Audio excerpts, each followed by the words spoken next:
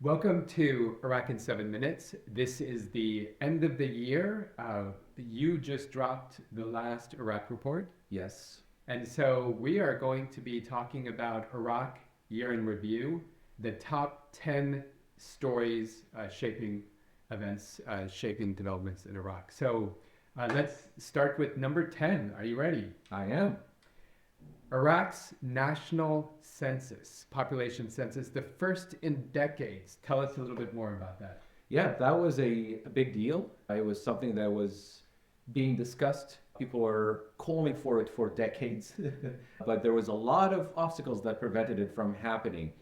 People worried about what it could reveal about ethnic and religious composition of disputed districts and things like that, about the electoral weight of different places and different demographics. But eventually, after a lot of delays, it took place in November of this year, and we now have a definitive answer to the question is how many Iraqis are there? And we now know that there are about 45 billion, 0.4 of them in the country right now. Yes, and a very young population. Yes. So that would fall under the category of a very positive development. It can lead to better policies for the government of Iraq, so that's good. Number 9 also can be seen as positive, is the economy, the energy sector growth. So tell us what happened this year with that. Two big events. I think one of them was the finalization of two important licensing rounds in the oil and gas sector that led to the signing of 13 contracts with the target of producing an additional 750,000 barrels per day of oil and about 1 million cubic feet per day of gas. The other big thing was the reopening of the Beji refinery. Used to be Iraq's largest refining complex in Salahuddin province. The oil ministry was able to repair an important part of the refinery, bring its capacity back to 300,000 barrels per day of oil. So that's big news in terms of availability of refined products and reducing reliance on imports. So that will be a positive development, increasing the revenue the government has to work with, hopefully leading to benefits for the Iraqi population. But there is, of course, a downside to that. Number 8, pollution and environmental challenges in Iraq.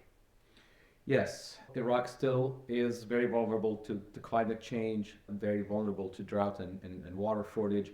We also noticed this year, especially towards the late summer and early fall, is that the impact of the oil and gas industry was actually being quite felt by the 9 million people who live in Baghdad, especially. In several cases, several instances, waves and heavy clouds of smog have engulfed the Iraqi capital, suffocating its population. It has led to, urgent calls to rethink the distribution of factories, where industries that use a lot of fuel oil are located around the capital, even rethink the location of the city's main refinery, in one of Iraq's oldest refinery in Dora, and really brought to the forefront or to the public attention the impact of economic activity of the energy sector on life in a very, very unmistakable way.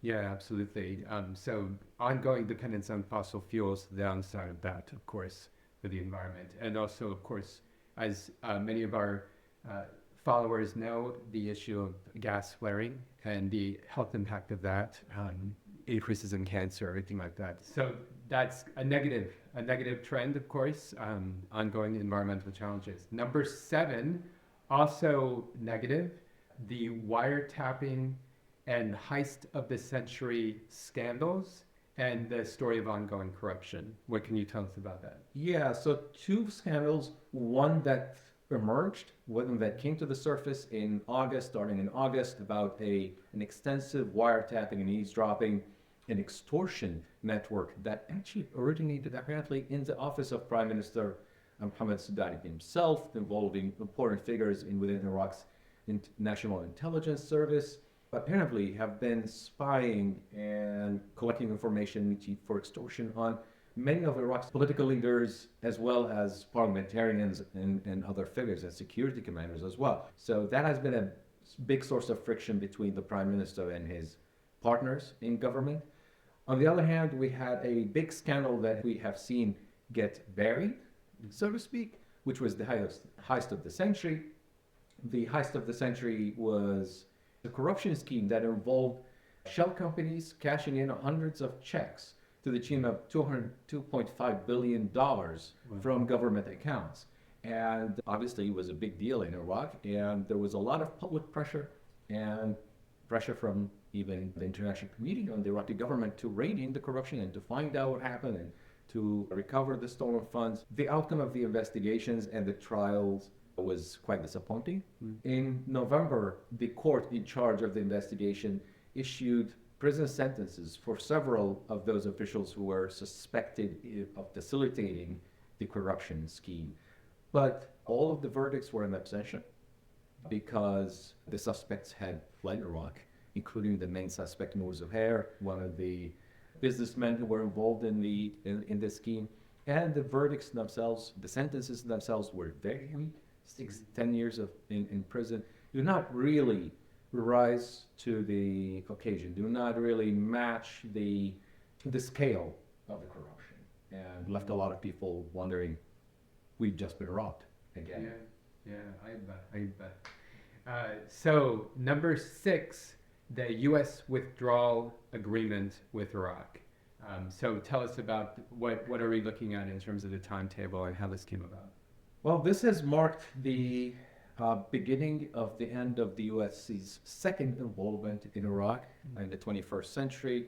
The U.S. military withdrew from Iraq in 2011, came back in 2014 in response to the ISIS onslaught, and ISIS occupying a third of Iraq and much of Syria as well.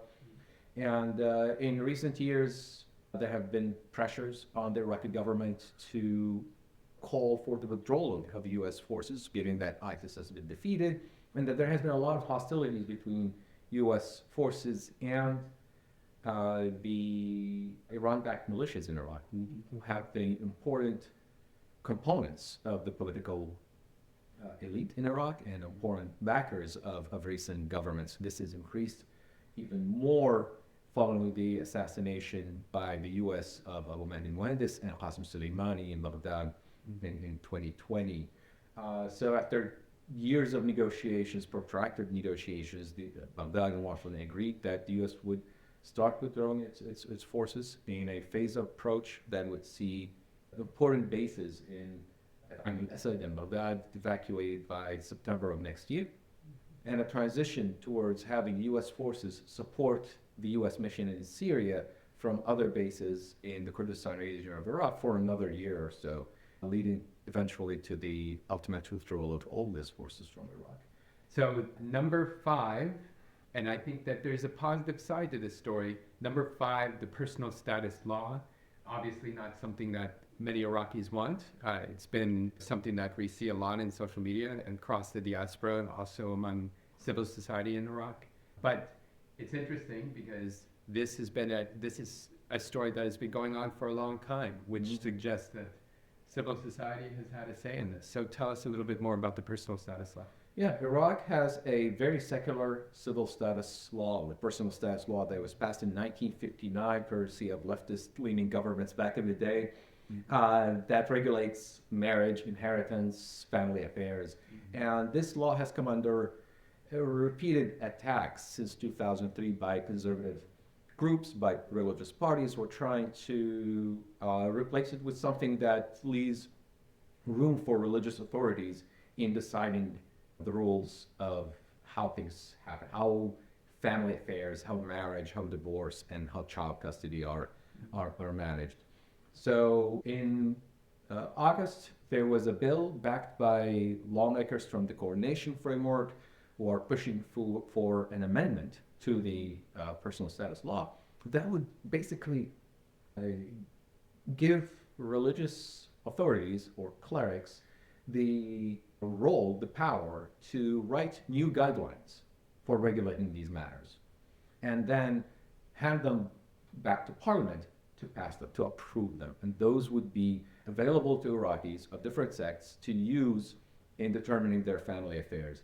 And there have been a lot of pushback against this effort. Now, that has thankfully so far prevented Parliament from actually voting on these proposed amendments, because people fear that these rules, these new rules, would be drafted by clerics for Parliament to approve, but doesn't really give a lot of room for Parliament or the public to discuss, to provide input. There are concerns that clerics would be hijacking the legislative process. There are also strong concerns about what this means for women's rights, for child rights, and for the social fabric of Iraq, and for potentially reigniting sectarian tensions. So that's something definitely to watch into 2025. Yeah. And the way that this story often is reported, I think, in the Western media, is that Iraq is to lower the age of consent to, I think, what is the 9 or 15. 9 or There have been 15. multiple versions. Yeah, which is of course horrifying.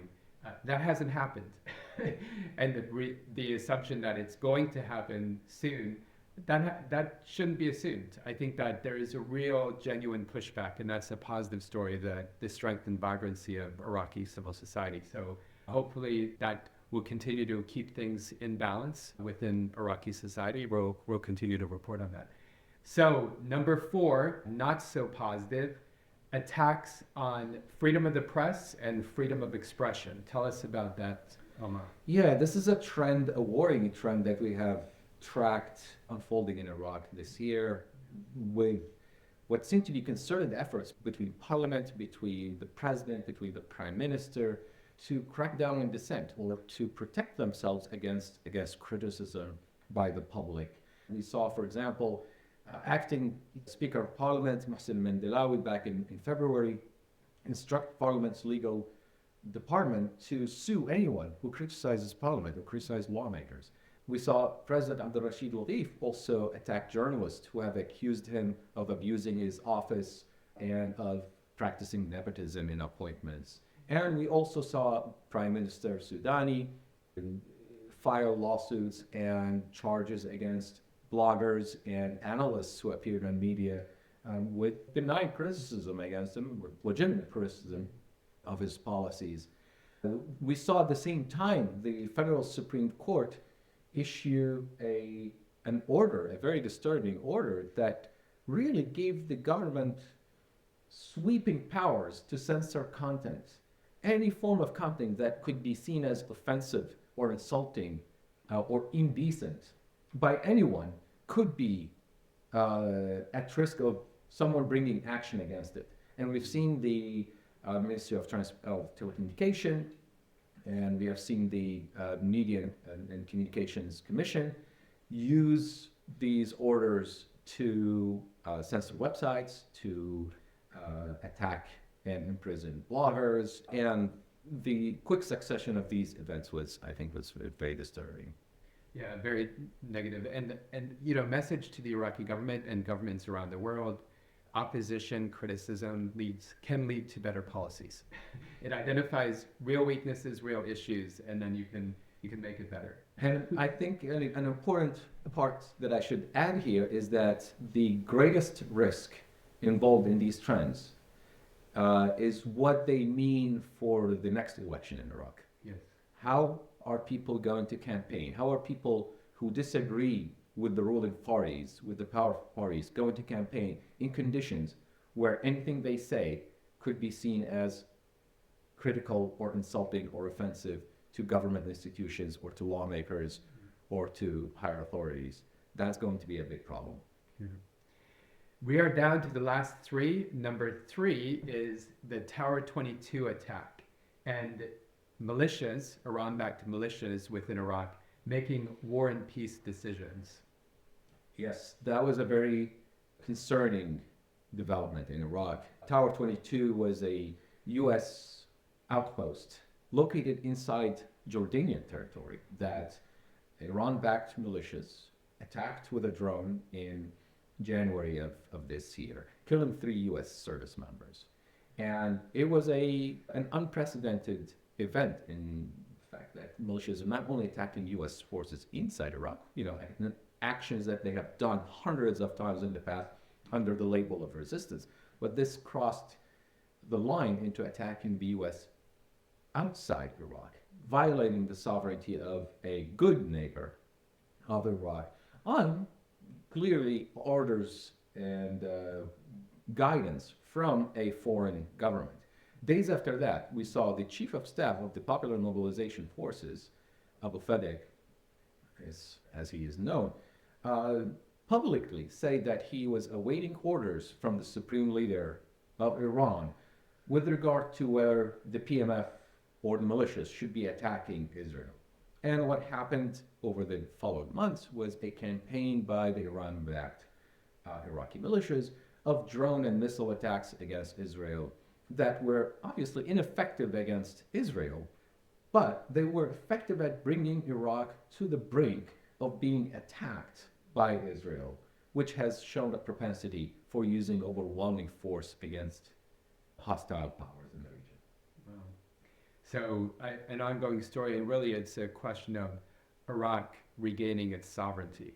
I think in a sense, you know, the U.S. leaving, UN leaving, maybe if Iran also leaves, we will see Iraq truly become a sovereign nation once again in the community of nations. So number two, I just referenced it, the departure of UNAMI and the end of UNITAD, which was, of course, the UN investigative team on ISIS crimes. So tell us a little bit about the international presence. Yeah, this is a story that, on the face of it, it signals that Iraq has made progress towards becoming self-sufficient. The Iraqi government argued that Iraq has made enough progress that no longer need the political mission of UNAMI, which has existed in Iraq since 2003. And the UN Security Council agreed and obliged, and UNAMI is going to leave Iraq at the end of next year. And like you said, we saw the departure also of the UN mission to investigate the crimes and atrocities that were committed by ISIS.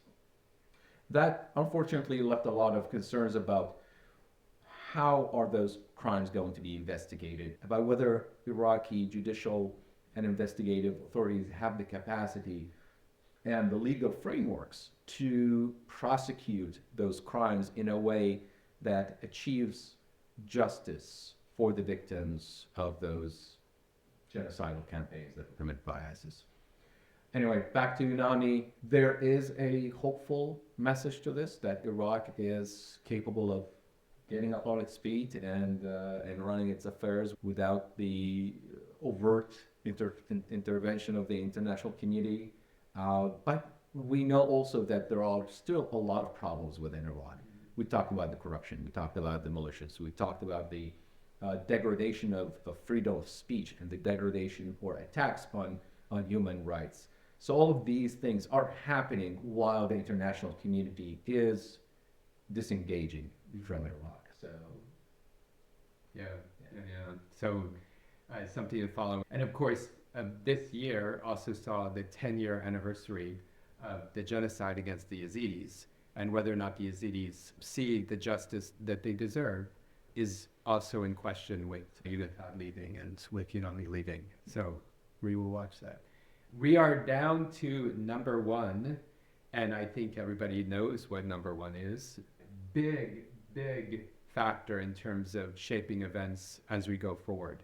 And that is the fall of Assad in Syria, the change of regime in Syria, and how that's going to impact Iraq. So we've talked about it last episode. You can check it out. We'll include a link right there. But tell us a little bit about that. Yeah, I mean, some people might be surprised that that the number one event in Iraq actually is not in Iraq, but